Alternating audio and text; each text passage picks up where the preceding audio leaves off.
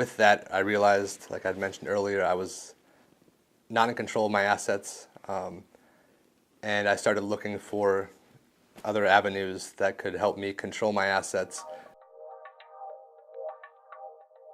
So my name is Danny Johnson, the founder of Pinkcoin. I heard about cryptocurrency in 2011 after an event where the FBI and Department of Justice raided online poker sites in the US and shut them down to American players. I was a poker player and I was looking for a way to bank myself, and I stumbled upon Bitcoin and paid attention for 2 years because the friction was so hard to get in. And then in 2013 I pulled the trigger and then just jumped headfirst into the space ever since. I was a professional poker player for a decade, starting online, playing in major live tournaments throughout the world, the World Series of Poker, World Poker Tour, European Poker Tour, traveling a lot. But mostly my bread and butter was online poker, playing tournaments. I was backing players, meaning I would sponsor their buy-in and get 50% of their profit in return. And I was coaching players, so I had 3 streams of income through poker, and I thought I was doing pretty well. Most of my money was online. Probably 95% of my net worth was online at those times. And then the FBI, Department of Justice worked together to shut down these 3 major sites. And with that, I realized, like I'd mentioned earlier, I was not in control of my assets, and I started looking for other avenues that could help me control my assets, bank myself. And then when I looked into Bitcoin, looked into it, I realized it had way more properties that I could use as a personally as a poker player, and a lot of my friend group that were in this similar circumstance could use.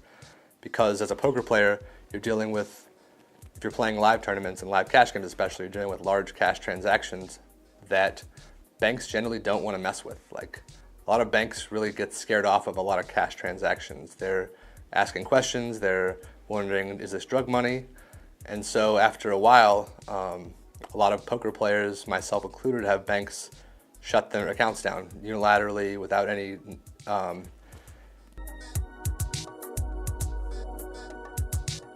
the gaming behind it. You have like a logical, mathematical thinking process, as well as like deductive reasoning and all these skills that you acquire through playing. And if you're trading cryptocurrencies, you kind of use these same skills. They apply directly to trading. Like, you have a high risk tolerance. You're thinking about things logically, mathematically, thinking about things probabilistically, assigning value, expected value to decisions you're making and investing, as well as playing each hand of poker. So there was so much overlap and crossover. I was just blown away. Like, man, this is really like suited to my skill set that I've been training for 10 years for, and it has a lot of implications to my personal life, not only just from the playing aspect. And so I was a guy in 2014 during the World Series of Poker who was an absolute evangelist for cryptocurrency at the main event. I was holding like 30-person seminars during the 15-minute breaks where I had like standing room only. Everyone's like listening to me preach about Bitcoin. Probably talked to like 300 people, and everyone at my tables during that time. And only one person at the time bought some. And then over the last 4 years, 90% of the people that I talked to reached out in some capacity, like, hey man, remember we were talking about Bitcoin, like, how do I get in? Like, what do I do? I've got some, where do I put it? Like, how do I store it? All this information they were like reaching back out for, because it was now relevant to them because they'd heard other people they trust, or they heard about it in the media, or they saw the speculative investment potential in it. Whatever the case may be, they were interested now. So it's kind of interesting how it evolved. And now there's a ton of poker players that are into crypto that have actually stopped playing poker almost entirely because crypto is so much more interesting to them. They're more passionate about it. It's more lucrative to them, whatever it may be. So you have guys like Doug Polk, who is widely regarded as the best player in the world, poker, for the last 2 years, high stakes killer, who is now dedicating almost all of his time to crypto as one of the most popular YouTube channels, and is introducing crypto to the masses of poker. I guess I was pretty early, considering like 90% of the people in now weren't in prior to a year ago probably, but it's still like 2013 is 4 or 5 years after launch, let's say the Genesis block, so it wasn't that early all things considered, but super early relative, I guess.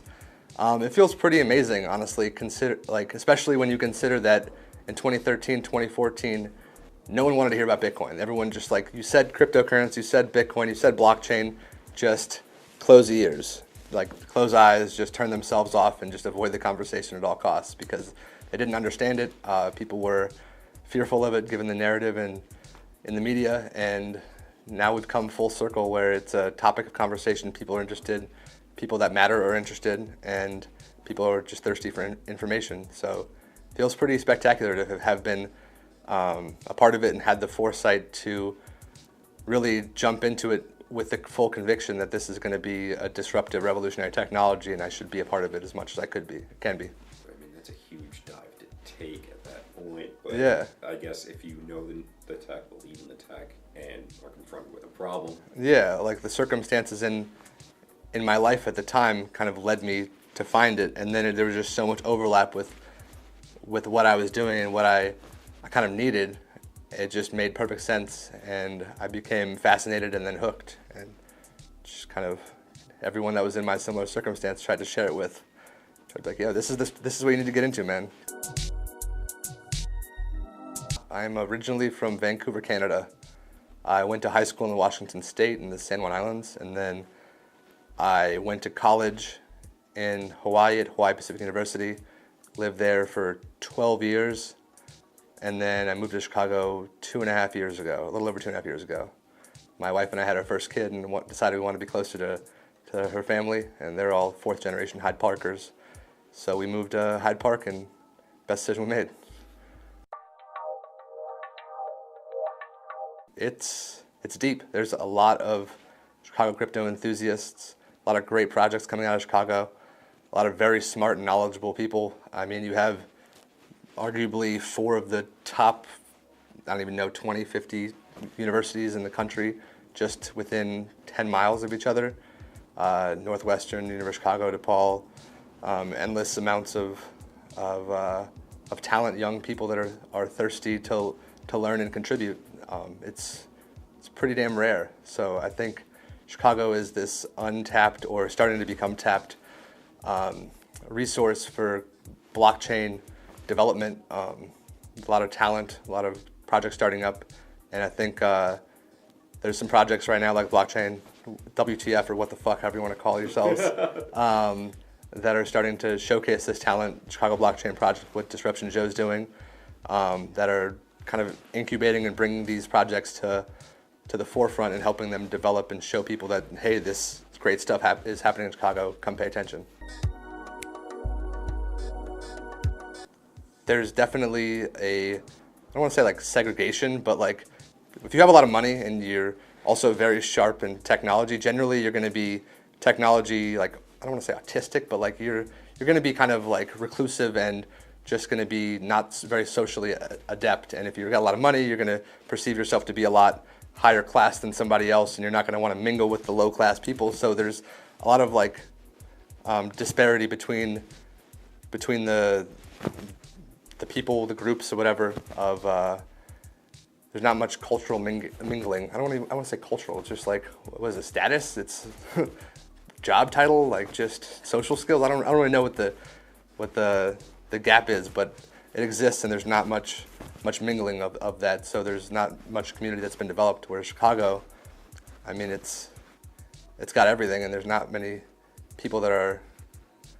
It's not just tech and it's not just money. It's got everything, and it's kind of a melting pot for all of business, all of the financial markets, all of students. It's just a lot of talent out here that are willing to be open and get together and share ideas and contribute. I mean, New York's kind of the same, but it's like everyone's in New York and Manhattan is just like, you have to be pretty wealthy to live in Manhattan, let's be honest. Like, and you're going to be a certain type of person that's able to survive in Manhattan, like aggressive, fast-paced, probably wealthy. Probably not going to want to like take the time to meet up with other people and share ideas and give your your information and your ideas away and contribute to other people. So that's why I think Chicago is unique in that way. There's not that perceived hierarchy of class or of social standing. Everyone kind of is the blue collar mindset, I guess, where they're willing to get their hands dirty, talk to each other, communicate, meet up, share ideas. It's kind of what I found anyways.